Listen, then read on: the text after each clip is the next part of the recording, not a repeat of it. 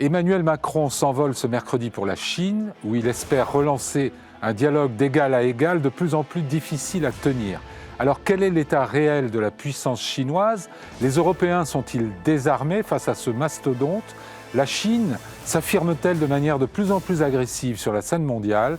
De tout cela, nous parlons ce soir avec mes invités dans le club Le Figaro International.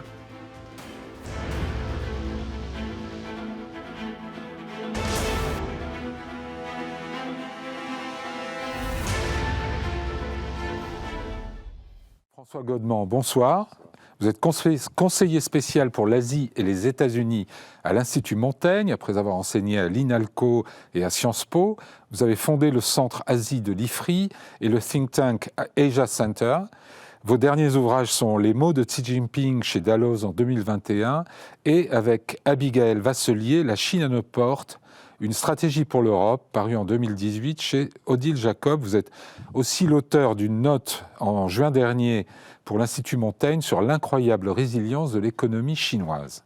Emmanuel Linco, bonsoir. Bonsoir. Vous êtes professeur à l'Institut catholique de Paris et directeur de recherche à l'IRIS, où vous co-dirigez le programme Asie-Pacifique. Vous êtes spécialiste notamment de l'histoire politique et culturelle de la Chine contemporaine. Vous êtes l'auteur de nombreux ouvrages, vous aussi, dont les plus récents sont Le Très Grand Jeu, Pékin face à l'Asie centrale en 2023, et avec Barthélemy Courmont, L'Asie, terre de conflit, enquête sur une nouvelle poudrière mondiale, paru cette année, tous deux aux éditions du CERF. Bertie Bayard, bonsoir. Bonsoir. Vous êtes grand reporter et chroniqueuse économique au Figaro. Votre chronique paraît dans le quotidien tous les mercredis. Et elle aborde régulièrement les problématiques chinoises. Je ne cite que le titre de celle de la semaine dernière, « Jusqu'où l'Europe doit-elle se fermer à la Chine ?» Patrick Saint-Paul, bonsoir. Bonsoir. Vous êtes le rédacteur en chef du service international du Figaro, ancien correspondant à Jérusalem, à Berlin et à Pékin, auteur d'un livre sur le peuple des rats dans les sous-sols interdits de la Chine, paru chez Grasset. Alors, je voudrais qu'on commence par essayer d'apprécier la puissance chinoise telle qu'elle est aujourd'hui, et peut-être d'abord sur le plan économique. La Chine, c'est 30% de la production industrielle mondiale. Est-ce que c'est le tissu industriel le plus performant du monde, François Godement? Peut-être pas dans tous les domaines, mais les perspectives sont gigantesques. Pas mal de pronostics nous disent que si rien ne bouge chez les partenaires de la Chine, ça pourrait atteindre 50% de la production industrielle mondiale dans les 10 prochaines années à venir. La Chine, non seulement dépasse tout le monde en valeur, mais encore plus en volume, puisqu'elle réduit le prix de ce qu'elle fabrique. Autrement dit, la meilleure mesure de sa puissance commerciale, c'est de voir le nombre de containers qui circulent à partir de Chine. On le connaît, ce nombre? On le connaît, tous les ans, on peut le chiffrer. C'est de quel ordre? Ce sont des millions et des millions de containers. Ils reviennent plus souvent à vide que plein. C'est un autre problème, bien sûr. Une des limites de cette puissance, c'est que pour qu'il y ait un commerce, il faut qu'il y ait quelque chose à échanger. Si la Chine remplit toutes les cases, et le dernier plan quinquennal, nous dit qu'elle n'a absolument pas l'intention de renoncer à quelque secteur que ce soit, et qu'elle pousse en gamme un peu partout, il n'y aura plus rien à échanger avec elle, peut-être de l'énergie, des matières premières. La Chine, ça n'est plus que ça n'est plus comme autrefois du bas de gamme. La montée en gamme se fait sur énormément de produits et de secteurs. Emmanuel Linco. Oui, dans tous les domaines, y compris un domaine qui nous inquiète, le domaine militaire. Il y a une montée en gamme systématique. On l'a vu notamment, alors c'est un sujet de polémique, mais au mois d'avril dernier, lorsqu'il y a eu un bref conflit au Cachemire opposant l'Inde au Pakistan, ce sont des rafales de l'armée indienne qui s'opposaient à du matériel militaire chinois. Et on a vu quand même ce matériel à l'œuvre et suffisamment. Oui, on a vu des missiles à l'œuvre pour la première fois d'ailleurs. Oui. Donc ça montre bien qu'il y a en effet une montée en gamme. Chinois. Oui. Bertie Bayard, tout ça est organisé en fait autour de surcapacité de production de la part de la Chine. C'est quelque chose de délibéré, c'est le produit d'une politique volontariste? On se souvient du plan Made in China 2015 de Xi Jinping, qui vient de se, enfin Made in China 2025, pardon, qui vient de s'achever et qui a atteint la plupart de ses objectifs en tout cas. Si on reprend le film depuis le début du siècle, on va dire, et depuis l'entrée de la Chine dans l'OMC, on a eu une première phase effectivement d'insertion de la Chine dans l'économie mondiale et mondialisée par le bas de gamme, qui se renforce aujourd'hui avec toujours plus de volume, mais effectivement toujours plus de qualité. Donc moi, c'est un sujet que je vois par les yeux des industriels français et européens qui disent, voilà, la Chine aujourd'hui, c'est high quality, high volume, high speed et low cost. Donc grande vitesse, gros volume, grande quantité et à bas coût. Et donc on a tous ces éléments-là ensemble qui se combinent pour créer une ultra-compétitivité chinoise qui aujourd'hui effraie à un point assez important tous les industriels européens, français notamment, allemands surtout désormais. Mais les surcapacités de production, ce n'est pas un point faible, théoriquement? C'est un point faible. Sur le plan économique. Si vous produisez plus que... vous avez une demande intérieure qui est faible, c'est un des problèmes de l'économie chinoise. Pourquoi ces surcapacités systématiques? François Godement, oui.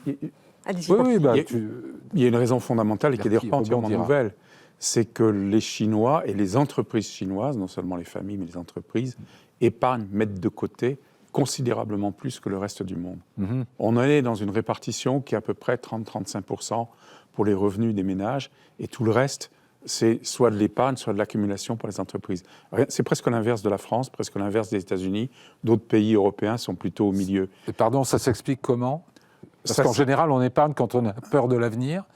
Ça s'explique largement par la peur de l'avenir. Ils ont un régime stable, on peut dire. Ils ont un régime stable, mais la tendance est accentuée parce qu'ils ont une crise immobilière, alors elle-même due à une surproduction de logements importante. C'était leur tirelire, ils ne l'ont plus. Ils voient bien des aspects de conflictualité économique avec l'étranger. Et puis, fondamentalement, des gens très pauvres, contrairement à ce qu'on pourrait croire, n'épargnent pas plus. Ils sont certes contraints de dépenser, mais tous les autres épargnent massivement. Et le régime n'a jamais rien fait véritablement pour changer. Il faudrait qu'il fasse de la redistribution de revenus. Il faudrait qu'il fasse, au fond, ce qu'on a fait dans toutes les économies développées. Pour l'instant, et avec Xi Jinping, il refuse absolument ou presque entièrement de le faire.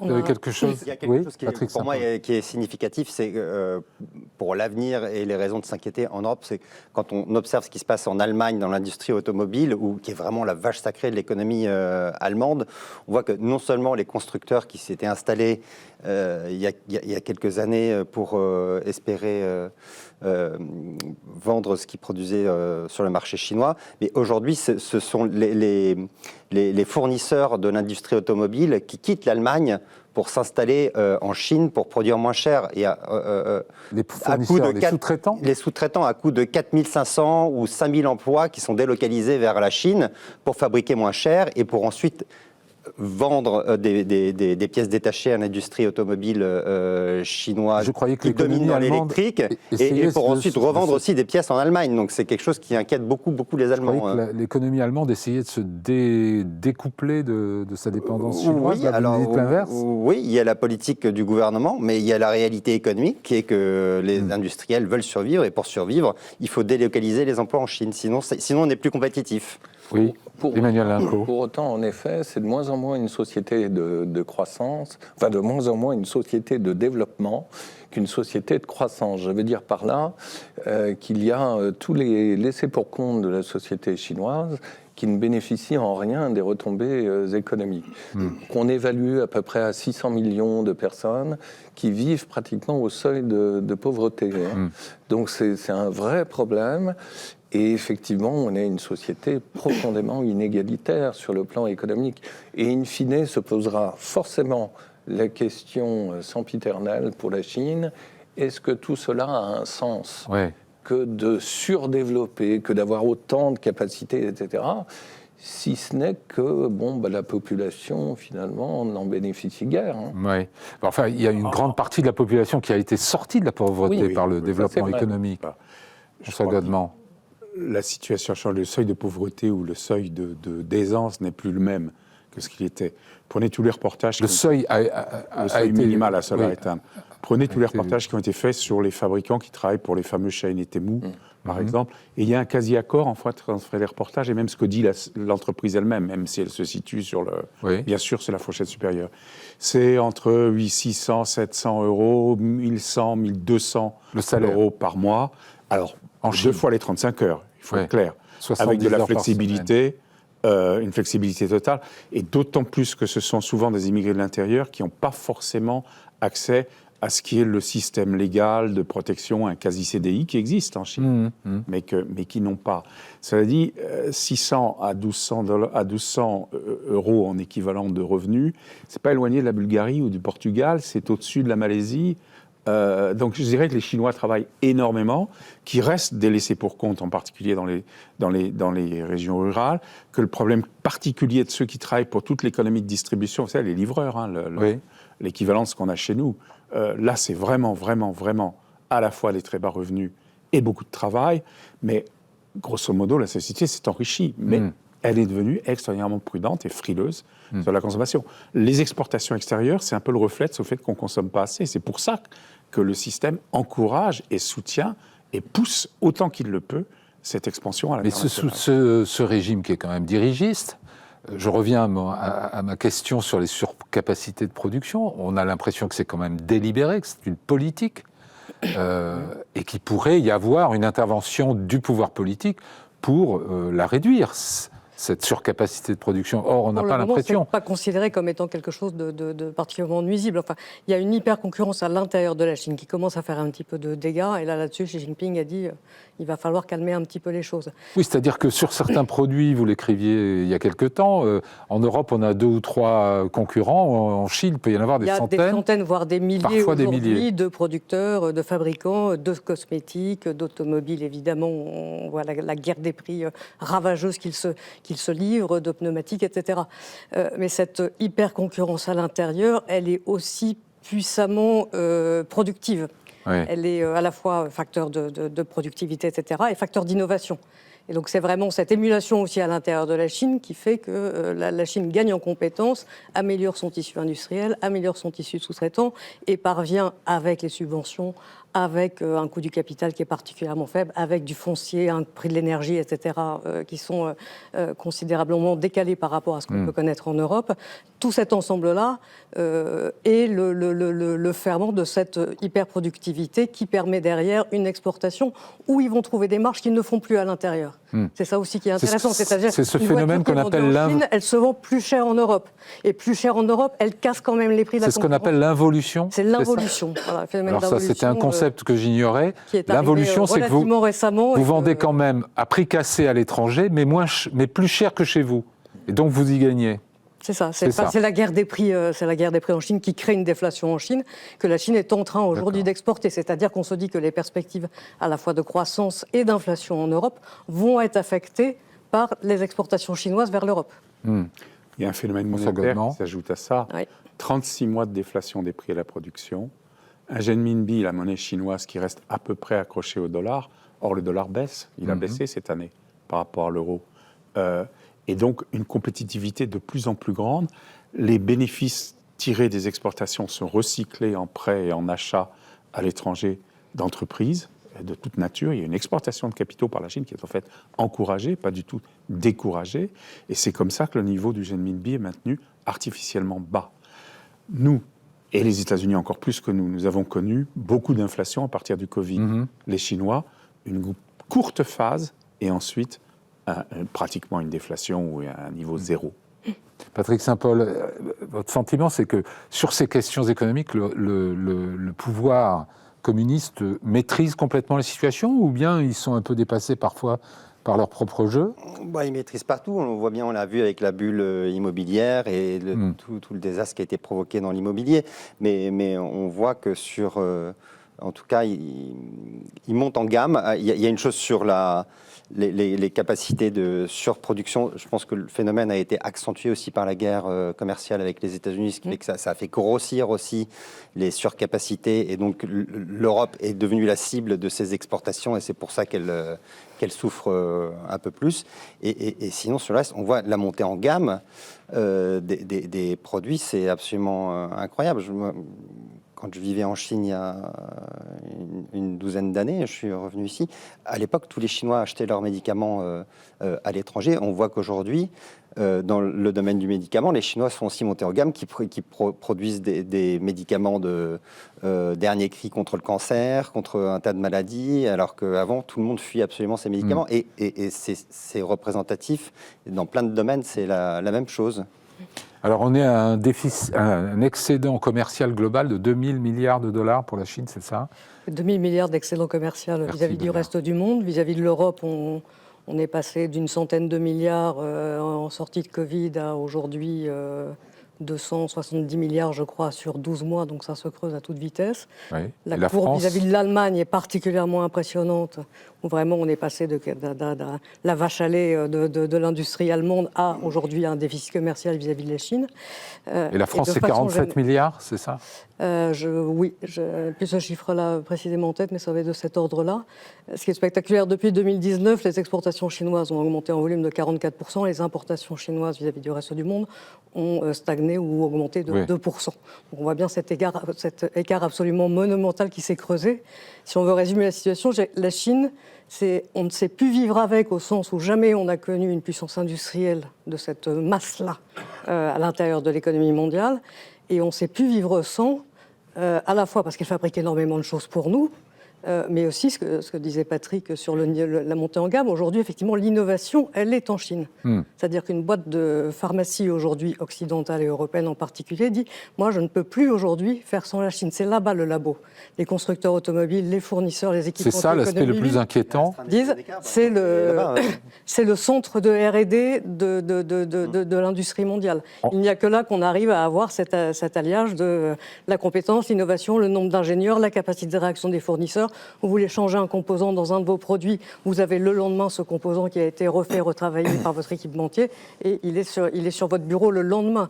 Et voilà. Et cette machine-là, aujourd'hui, on ne la trouve nulle part ailleurs. Et dernier point, je voyais hier un acteur de l'intelligence artificielle particulièrement bien au fait de ces sujets-là, qui disait en 2026, la Chine sera devant les États-Unis dans le domaine de l'intelligence artificielle, ou en tout cas dans le déploiement industriel de l'intelligence artificielle, là où nous, on est en train de décrocher totalement en termes d'automatisation, de robotisation des processus industriels. C'est ça le plus inquiétant, Emmanuel Linco. En fait, toute la chaîne, on le voit dans le cas symptomatique des voitures électriques. Bon, donc l'État a surinvesti dans les voitures électriques. Il y a une sorte de dumping depuis plusieurs années. Donc, d'un point de vue normatif, la Chine, évidemment, impose ses règles à d'autres, et notamment aux constructeurs européens, mais elle maîtrise aussi en amont l'exploitation des terres rares. 80% de l'exploitation des terres rares au niveau mondial. Et elle contrôle tout le raffinage. Et 60% au niveau du raffinage mondial. Et elle nous le fait savoir. Et elle nous le fait savoir, bien sûr. Et elle le fait savoir aussi à M. Trump. François Godement. Apporter un petit correctif, enfin, bien sûr, nuancer un petit peu, parce que sinon on est vraiment... Et avec la Chine, de temps en temps, c'est le géant pied d'argile qui va s'écrouler, et à d'autres moments, elle est imbattable. Les excédents commerciaux, plus de 2000 milliards, c'est pour les produits manufacturés. Oui. Globalement, c'est un peu plus de 1000 milliards, peut-être 1200 milliards cette année. C'est qu'elle importe énormément de matières premières et d'énergie. Le problème, il se pose pour nous, plus que pour les pays qui ont moins de puissance industrielle. Des pays en développement, ils bénéficient des bas prix chinois. Oui. Pas de raison complètement de s'en couper. Souvent, ils sont exportateurs de matières premières ou d'énergie. Nous sommes coincés entre la Chine et les États-Unis. Vous voulez dire que c'est un circuit marchand plus avantageux pour les pays moins désavantageux. Alors, pour des économies émergentes qui sont concurrentes sur des créneaux industriels, c'est ravageur. Et dans certaines industries, vous prenez le textile, par exemple, le textile sur tout le pourtour sud de la Méditerranée, s'il n'est pas dans des zones avec des producteurs chinois, quelquefois les Turcs se sont même alliés à eux, et ils ont décimé l'industrie textile en Turquie, mais il est ravagé. Ça, c'est pas nous. Nous, c'est déjà fait, la production de textiles et de chaussures. En Europe, c'est 1% du PIB. Aux États-Unis, c'est en valeur absolue un peu plus, mais pas loin d'1% du PIB. En Chine, c'est 10% du PIB. Et c'est en ordre de grandeur, 7 ou 8 fois plus. Donc, si vous voulez, il y a des domaines, c'est fini. pour nous. Et c'est pour d'autres que ça compte. Mais dans tous les créneaux industriels, c'est l'Allemagne qui est le symbole de ça. Parce que cette année, au fond, la catastrophe, elle n'est pas pour la France. La France est moins industrialisée. Donc elle souffre un petit peu moins, au moins directement, de la concurrence. Elle est même un tout petit peu plus autosuffisante que des pays comme l'Allemagne, parce qu'elle a moins d'échanges industriels avec l'Europe voisine que l'Allemagne n'en a. Les sous-traitants allemands, par contre, en Pologne, en Tchéquie, tout ça, eux, ils sont dévastés. En tous les cas, s'ils ne sont pas dévastés, ils sont en Chine. C'est-à-dire que l'emploi et les économies souffrent. C'est ça qui se passe sur une répartition. Les États-Unis, eux, ils ont quand même le digital. Ils ont quand même une supériorité dans les grands modèles langagiers, l'intelligence artificielle. Pas dans les API, pas dans les applications, effectivement. La Chine a été extrêmement rapide. C'est quoi les API, pardon ? Les API, c'est les outils d'intelligence artificielle appliqués à la production, à la logistique, etc. C'est différent des langages que vous utilisez, vous et moi, quand vous posez une question, vous voulez. Et là, la Chine a été plus rapide, comme elle l'a été pour le déploiement de la 5G. Tous les ports ont été automatisés à partir de transmissions 5G. Donc vous avez quand on parle de cette chaîne, il faut se dire que un des principaux exportateurs chinois, logisticien, qui s'appelle Cainiao, il garantit la livraison en Europe à partir de la commande d'Europe en 4 jours. Difficile de lutter. On va revenir sur l'aspect comment l'Europe peut-elle se défend-elle, etc. Mais un mot quand même, vous l'avez évoqué, sur la puissance militaire. Patrick Saint-Paul, la montée en puissance spectaculaire de l'armée chinoise, qui produit pratiquement l'équivalent de la marine française chaque année, qui fait la course, on peut le dire, avec les États-Unis à peu près dans tous les domaines, y compris le nucléaire. Qu'est-ce qu'il faut en penser ? C'est vraiment, là, pour le coup, une politique de montée en puissance délibérée. Oui, absolument. Et là aussi, il y a eu une montée en gamme par rapport à ce qui se fabriquait il y a 20 ans. Et c'est... moi, je me souviens des officiers de marine français qui allaient sur les navires chinois et qui racontaient que ça les faisait doucement rire, en fait, parce que ils trouvaient que c'était du matériel un peu has-been. Aujourd'hui, c'est plus le cas. Aujourd'hui, ils sont en pointe sur un tas de domaines aussi. Ils viennent de sortir un dernier porte-avions ultra moderne. Le seul bémol, c'est est-ce qu'ils sont capables de, genre, en tant qu'armée, la dernière guerre... Ils n'ont pas fait de guerre depuis le Vietnam. Depuis le Vietnam, 79. où ils ont pris une déculottée. Et donc, on ne sait pas ce qu'ils valent. C'est le Je problème, sais que vous êtes sceptique, vous, sur l'état d'aguerrissement de l'armée chinoise. Faire la guerre, il faut avoir l'expérience de la guerre. Or, les Chinois n'ont pas cette expérience. Donc, avec tout le matériel... on ne sait pas ce que ça donnerait. En même temps, dans tout ce qui est guerre moderne, drones, etc., qui sont la guerre d'aujourd'hui et du futur, on le voit en Ukraine, toute cette expérience a moins d'importance qu'auparavant.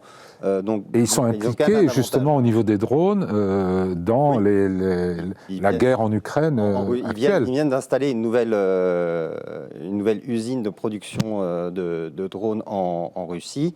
Et donc l'illusion qu'essaient de maintenir les Chinois, selon laquelle ils ne soutiennent pas ouvertement les Russes dans la guerre en Ukraine, tient de moins en moins, parce qu'on voit qu'à tous les niveaux, que ce soit pour les drones, pour un tas de matériaux à usage dual à la fois civil et militaire, ils sont très très présents. Et en dehors de ça, l'économie russe vit grâce aux perfusions de la Chine, à la fois pour les exportations de pétrole et les importations vers la Russie de tout ce que la Russie ne peut plus acheter en Europe.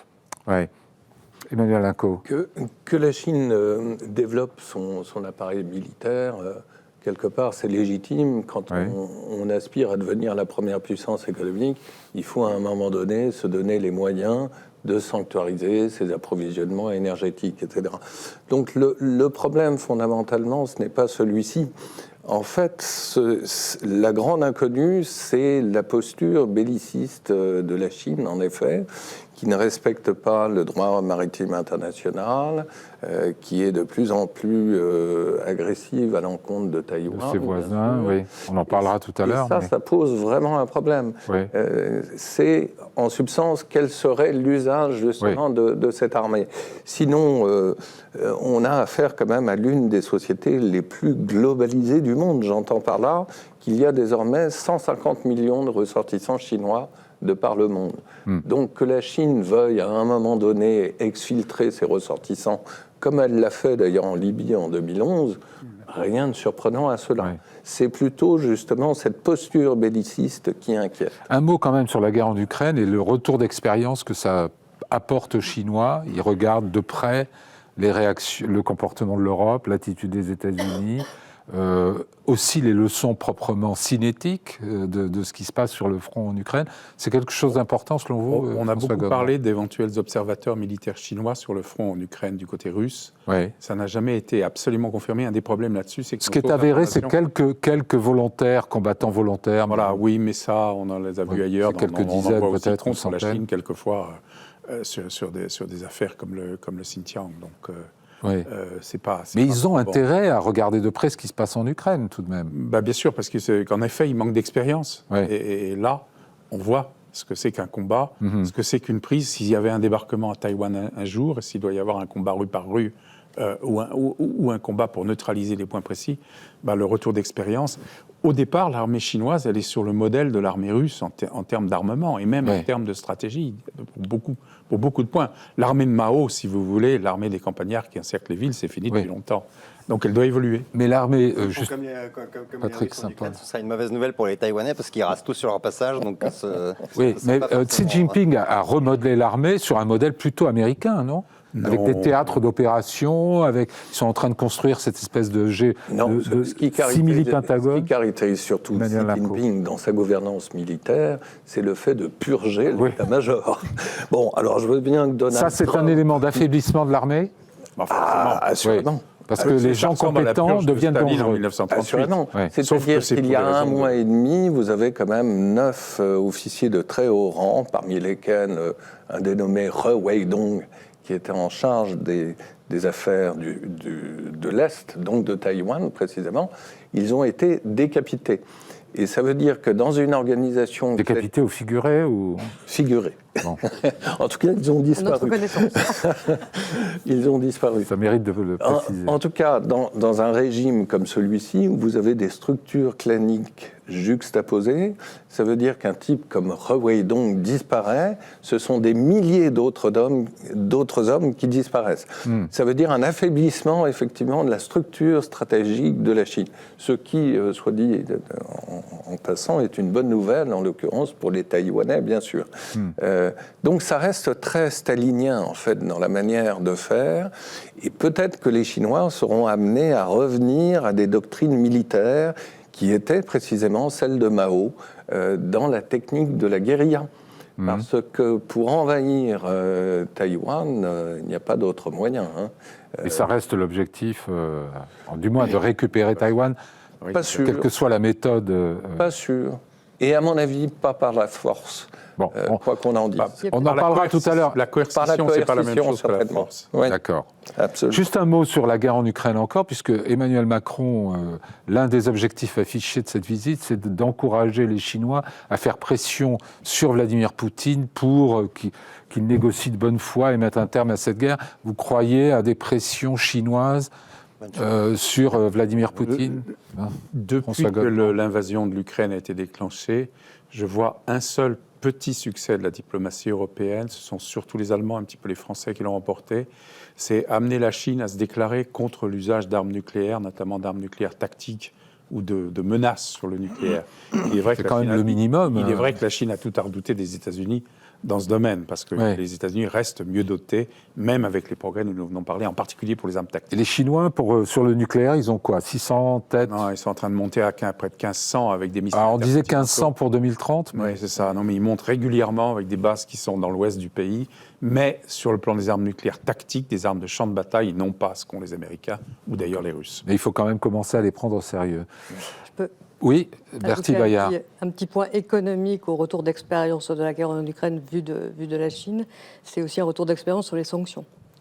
C'est-à-dire que c'est aussi un très bon terrain d'observation pour savoir ce qui est possible en termes de sanctions et de quelle façon on s'en protège. Ça veut dire pour Pékin, comment on les contourne, où je mets mes réserves de change, en quoi, dans quelle devise ou dans quels actifs je les libelle, etc. Donc voilà, au cas où, en tout cas, avoir cette protection. Et fondamentalement, si on est cynique jusqu'au bout, la Chine, à mon avis, a tout intérêt à ce que le conflit ukrainien perdure, parce que cela affaiblit la Russie, cela affaiblit l'Union européenne, on cantonne les Américains sur le front ouest, donc pourvu que ça dure. Après, s'il y a un deal, il y a aussi une chose, c'est dans les négociations actuelles entre la Russie et les États-Unis, les Chinois observent avec intérêt comment manier Donald Trump et comment l'acheter. Parce que évidemment, il y a un intérêt économique, on le voit de plus en plus pour Trump et son entourage. Je pense que c'est quelque chose, connaissant les Chinois, qui les intéresse au plus haut degré pour ce qui concerne Taïwan, où Xi Jinping a d'ailleurs déjà fait passer un message auquel Trump n'a pas répondu en raison officiellement de l'ambiguïté stratégique que les États-Unis continuent de cultiver à l'égard de Taïwan, où il a dit qu'il faudrait que les États-Unis reconnaissent que depuis la fin de la Seconde Guerre mondiale, évidemment, Taïwan est dans le giron de la Chine. C'est une déclaration intéressante parce qu'ils ont fait le parallèle entre l'Allemagne et le Japon, la fin de la Seconde Guerre mondiale, les Nations Unies, la lutte contre le fascisme. Ils sont placés dans une optique qui est exactement celle de la propagande publique russe. Et ça, le faire à ce point-là, c'est nouveau, je considère. C'est vraiment se comporter en quasi-allié idéologique, en tous les cas, et sur le plan international.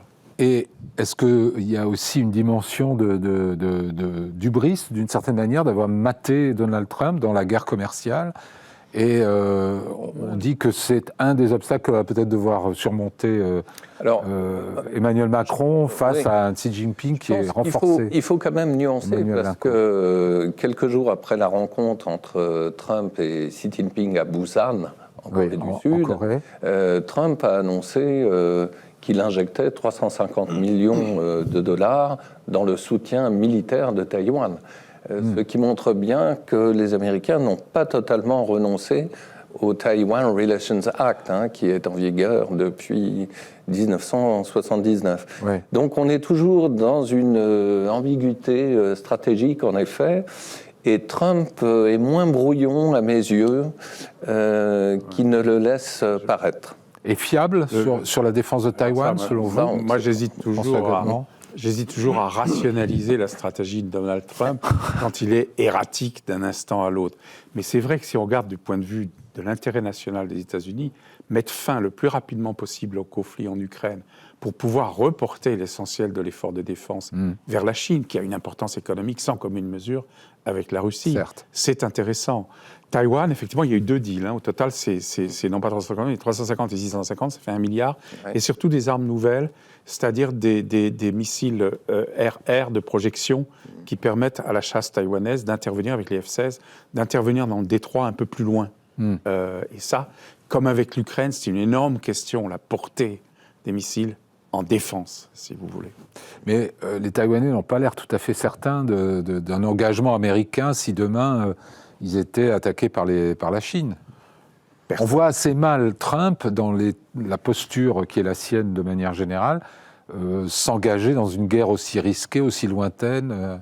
Personne ne l'est et personne ne veut donner de certitude également. C'est l'ambiguïté stratégique dans laquelle les États-Unis doivent se maintenir, mais l'ambiguïté joue dans les 2 sens. Elle peut aussi constituer un piège. De toute façon, moi je considère que Xi Jinping n'est pas un risque-tout. C'est quelqu'un qui frôle les lignes rouges, qui les dépasse un petit peu, mais c'est pas quelqu'un qui mise tout sur une partie. La coercition, ce que j'appelle le collier étrangleur vis-à-vis de Taïwan, un quasi-blocus, des sanctions, des difficultés, retourner petit à petit la population qui se dit après tout on pourrait vivre comme à Hong Kong, on n'aurait pas la même autonomie politique, mais on aurait peut-être une autonomie juridique. Tout ça, c'est possible pour l'avenir et je considère qu'on ne sait pas encore quel jeu la Chine jouera, ça dépendra beaucoup aussi des États-Unis. D'accord. Avant, ils avaient tenté le cheval de Troie, avant la coercition. C'est-à-dire que pendant des années, ils ont investi dans tous les domaines stratégiques à Taïwan, les médias, un certain nombre d'entreprises stratégiques.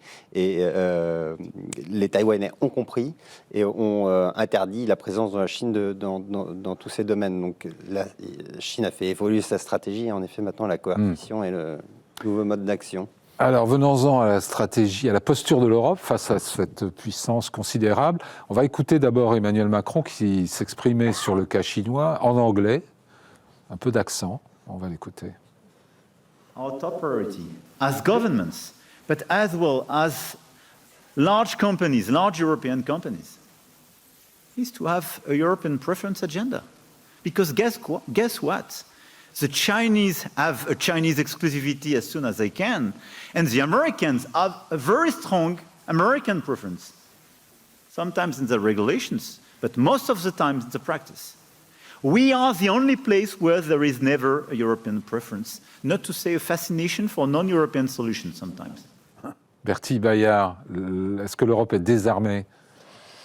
Ou est-ce qu'elle ne veut pas faire usage des armes qu'elle possède ? C'est ça. Elle a des armes dont la puissance est relative, et elle a d'abord une question d'unité et de cohésion derrière une seule stratégie vis-à-vis de la Chine. On voit bien qu'avant Emmanuel Macron, c'est le roi d'Espagne. On a parlé de l'Allemagne. C'est le roi d'Espagne. Les 27 n'ont pas les mêmes intérêts, voilà, et donc ils n'ont pas les mêmes positions. On a l'Espagne, la Hongrie qui sont plutôt portes ouvertes, l'Allemagne qui a une position ambiguë selon, j'allais dire, à quelle entreprise on s'adresse, selon qu'elle tire parti, soit de la base de coûts chinois, soit du marché chinois d'exportation, ou de plus en plus quand même, on a des industriels allemands qui sont aujourd'hui confrontés à cette concurrence dont on parlait tout à l'heure. Voilà. Donc il y a d'abord cette question d'unité européenne, et avec la Commission européenne qui, comme d'habitude, c'est la même chose vis-à-vis des États-Unis, doit essayer de trouver le plus petit dénominateur commun, ou en tout cas une position médiane qui puisse faire la moyenne. Les armes, l'Europe les déploie de plus en plus, et objectivement, c'est quoi les armes quelques principales ? années, elles ont les droits de douane. Il y a les droits de douane, donc par exemple sur les véhicules électriques chinois, des quotas. Ça, c'est en place. Ça, c'est en place sur les véhicules électriques, entre autres. Il y a des quotas typiquement sur l'acier qui vont entrer, qui existent déjà, mais qui vont entrer en vigueur de façon renouvelée, beaucoup plus mordante à partir du 1er janvier. Il y a des enquêtes anti-subventions qui se développent et qui sont ciblées sur différents secteurs, le matériel médical, des choses comme ça. L'industrie est soutenue très largement en Chine par l'État, et ça prend du temps pour caractériser, pour être dans les clous des procédures telles qu'elles existent au nom de l'OMC, et pouvoir déclencher derrière des mesures de rétorsion commerciale. Donc alors, on a une série d'outils comme ça qu'on peut déployer.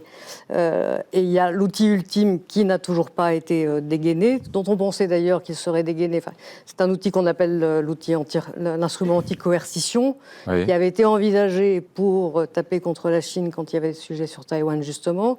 Qu'ensuite, on s'est dit, tiens, il serait pas mal vis-à-vis des États-Unis, parce que là, Donald Trump fait clairement preuve de coercition économique vis-à-vis de Mais on ne l'a pas utilisé contre Trump.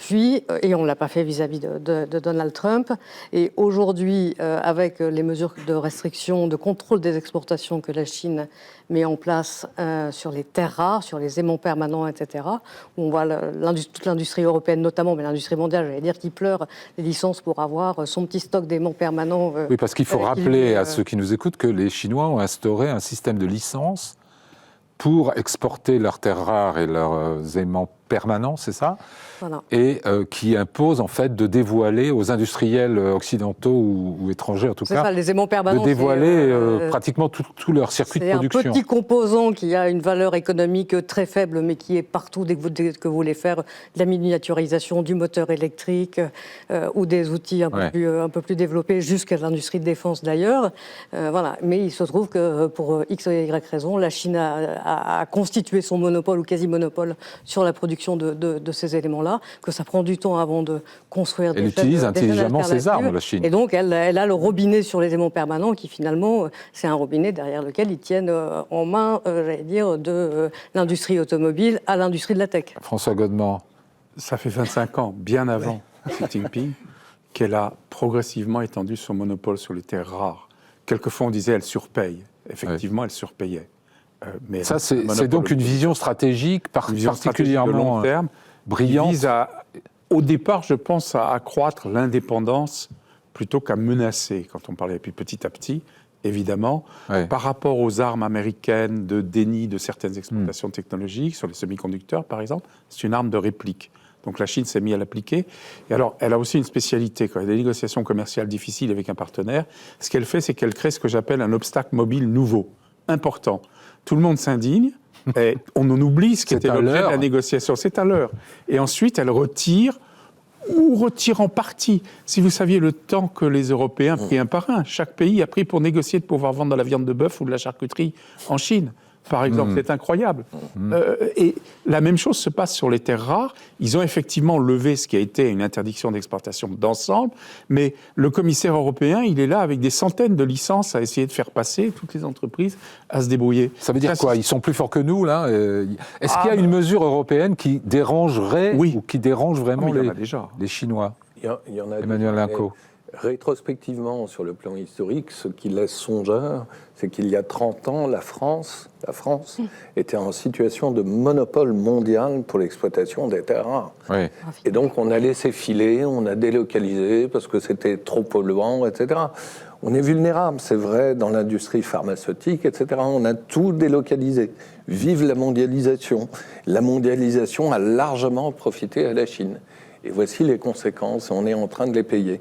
Mais à nous de redévelopper les filières, précisément. Et d'ailleurs, ce que je vois, c'est que les Américains comme les Européens cherchent à gagner du temps. Vous voyez, Trump, par rapport à Xi Jinping, il a obtenu un sursis d'1 an pour la livraison chinoise des terres rares, et il signe des contrats d'exploitation avec les Thaïlandais et bien d'autres. Donc voilà, je pense que tout le monde est en train de regarder la montre, précisément.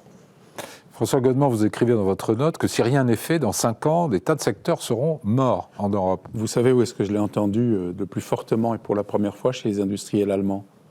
Et certains d'entre eux qui sont peut-être pas les très BASF, c'est peut-être pas, je vais citer des entreprises qui justement ne souscrivent pas à ça officiellement.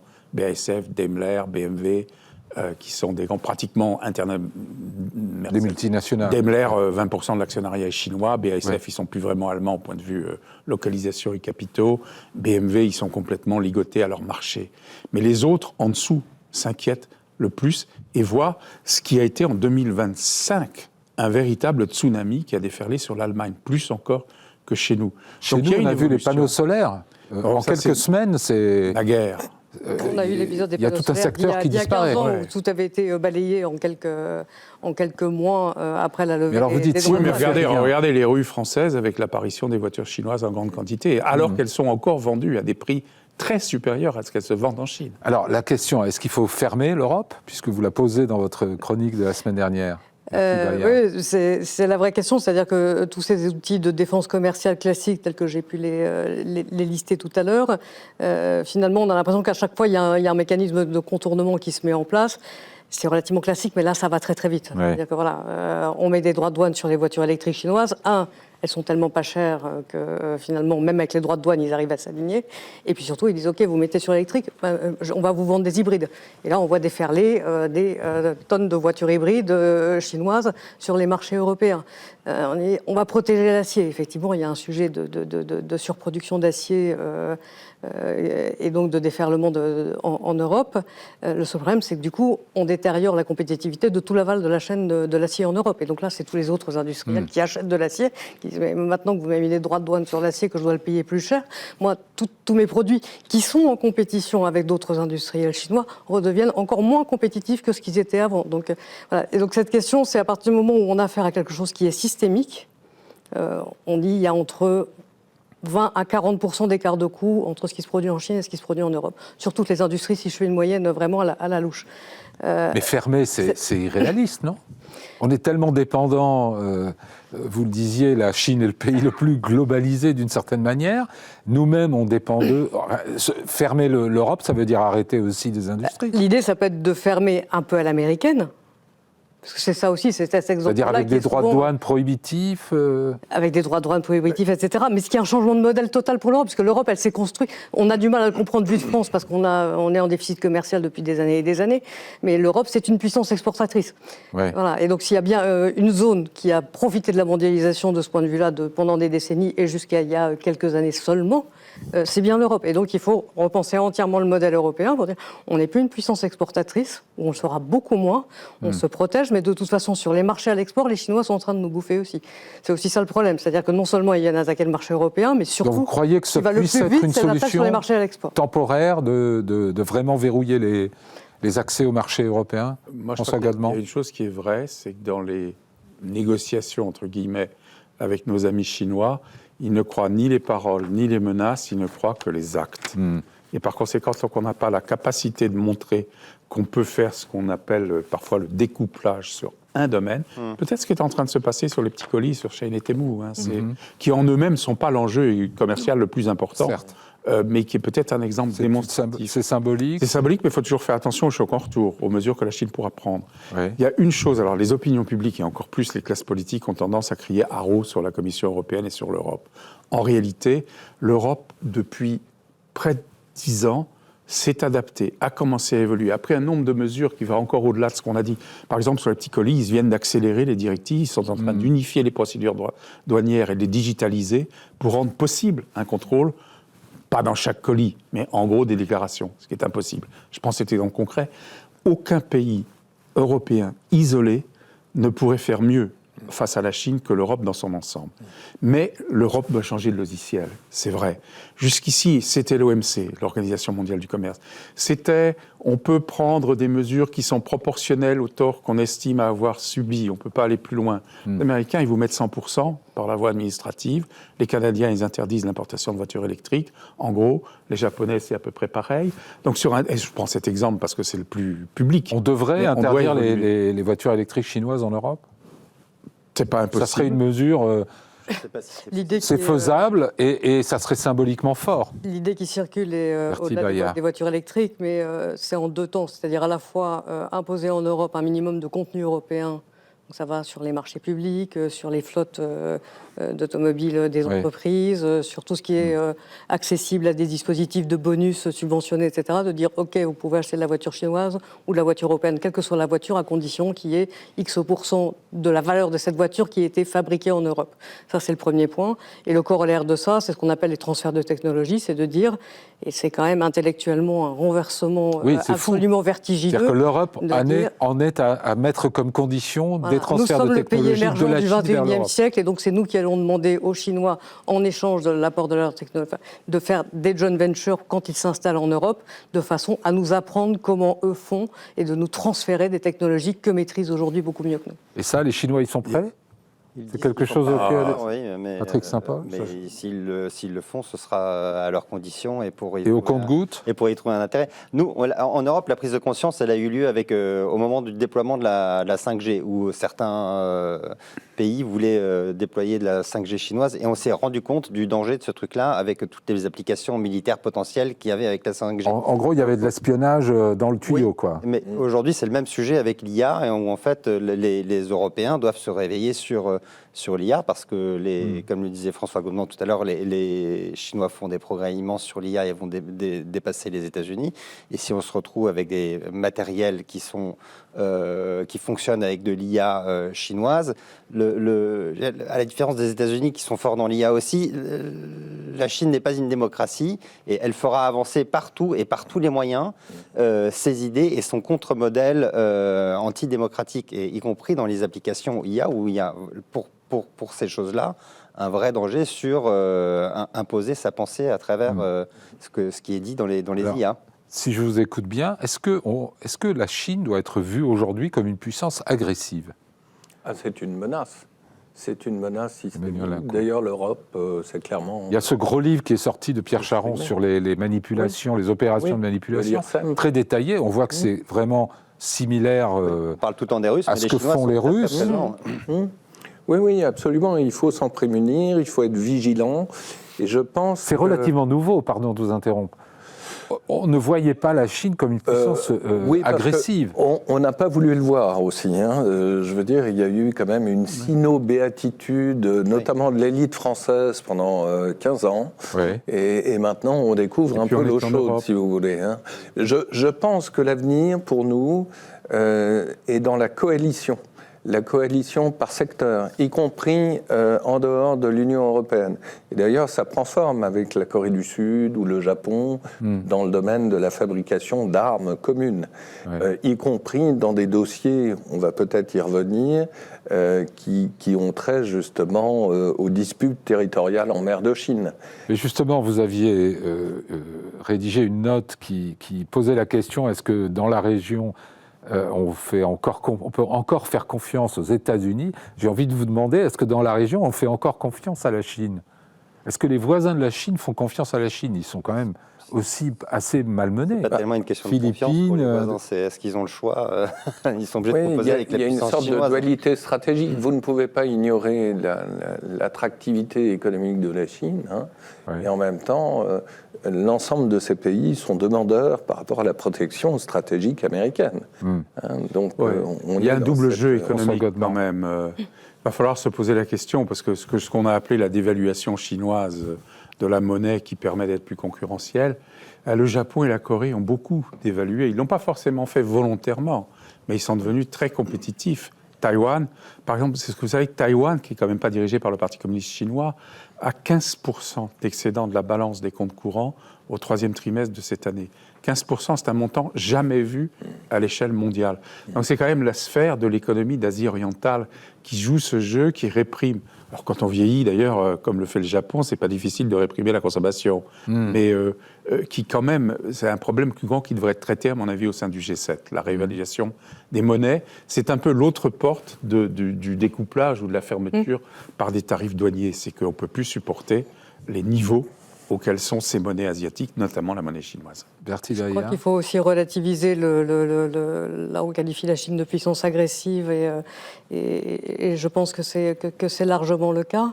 Cela dit, le discours de Pékin qui est de s'affirmer aujourd'hui, comme le dernier défenseur du multilatéralisme face à un Donald Trump qui l'a évidemment foulé aux pieds, c'est un discours qui séduit parfois en Europe et ailleurs dans le monde. Qui constitue le fond de décor de cette visite d'Emmanuel Macron en Chine. Il y va pour parler à quelqu'un qui est supposément défenseur du multilatéralisme. Voilà. Et le deuxième sujet, c'est le climat. Oui. Pareil, où la Chine s'affirme comme étant la puissance du combat contre le réchauffement climatique et la faveur de sa maîtrise des technologies vertes. Là encore, c'est un sujet c'est un thème qui trouve pas mal d'écho en Europe. Et voilà. Et vous avez pas mal de monde, y compris toujours aujourd'hui en Europe, pour considérer qu'il faut trouver à la fois la voie du compromis et d'une forme d'alliance objective avec la Chine sur ces sujets-là. On finit sur ce voyage d'Emmanuel Macron. Il a raison, il faut aller parler aux Chinois. Vous vous attendez à ce qu'il obtienne quelque chose ? Aussi bien sur l'influence envers la Russie ou sur la relation commerciale Sur l'influence sur la Russie, je n'imagine pas qu'il y ait quoi que ce soit de public. Et amadouer ou faire comprendre aux Chinois que s'ils poussent trop loin leur relation déséquilibrée, commerciale déséquilibrée avec l'Europe, il y aura un retour de bâton. En tous les cas, je pense effectivement que ce sera le but de sa démonstration, de dire qu'une réaction est inévitable. Ce n'est pas un signe d'agressivité politique européenne, c'est un signe d'autodéfense. Et que c'est donc aux Chinois de le désarmer. Le comprendront-ils ou faudra-t-il des mesures plus brutales ? Ça, c'est moins sûr. Patrick Saint-Paul, votre avis là-dessus ? Le poids du dialogue avec un... Oui, je pense que c'est quelque chose que les Chinois peuvent comprendre. Ils voient qu'en Europe, les populismes montent de plus en plus, les opinions publiques deviennent aussi nationalistes, comme ce qu'elles font en ça les dérange pas, ça, Chine. le populisme. La montée du populisme, ça les dérange pas. Non, ça les dérange pas, mais ça veut dire que les dirigeants européens doivent réagir lorsqu'il y a un problème avec la Chine. Et ça, les Chinois le comprennent. Emmanuel Linco. En tout cas, je pense que les Chinois ne renonceront pas à leur soutien envers la Russie, tout simplement parce que le duopole russo-chinois fait contrepoids à la puissance américaine, donc ça, ils n'y renonceront pas. Maintenant que Macron aille en Chine, c'est important, parce que même si on est en période de crise, il faut maintenir quand même un contact, et pour dire les choses d'une manière un peu grandiloquente, cela s'inscrit dans la continuité gaullienne, n'est-ce pas, des échanges bilatéraux, par ailleurs. Bertie Gaillard, le mot de la fin, il nous reste 30 secondes, sur la question de savoir si on peut faire comprendre à la Chine que son intérêt est peut-être de ne pas affaiblir... de ne pas provoquer de surréaction. En tout cas, je pense qu'il y aura une phase en deux temps. C'est-à-dire que là, le voyage d'Emmanuel Macron en Chine, à mon avis, il va être plutôt axé sur la récolte d'investissements chinois vers la France, si possible dans le cadre de joint venture, comme j'expliquais, etc. Avec des conditions, comme on l'a dit, de transfert de mais technologie, finalement, peut-être. un bon vieux voyage d'attractivité de la France, comme on en a connu plusieurs. Et ensuite, le deuxième temps, c'est au niveau du G7. Et c'est là que Emmanuel Macron entend mettre sur la table le sujet des grands déséquilibres mondiaux. Évidemment, l'éléphant au milieu de la pièce, c'est la Chine et ses surcapacités. Voilà. Et donc là, la question, c'est est-ce qu'on arrive à amener Donald Trump, qui a finalement la même obsession que l'Europe de ce point de vue-là, est-ce qu'on arrive à l'amener dans une discussion commune vis-à-vis de la Chine qui serait quand même beaucoup plus puissante que la seule Europe vis-à-vis de la Chine pour traiter ce sujet-là? Merci beaucoup à tous les quatre. On reparlera bien sûr de la Chine. Merci à vous de nous avoir suivis. Je vous souhaite une très bonne semaine. À la semaine prochaine.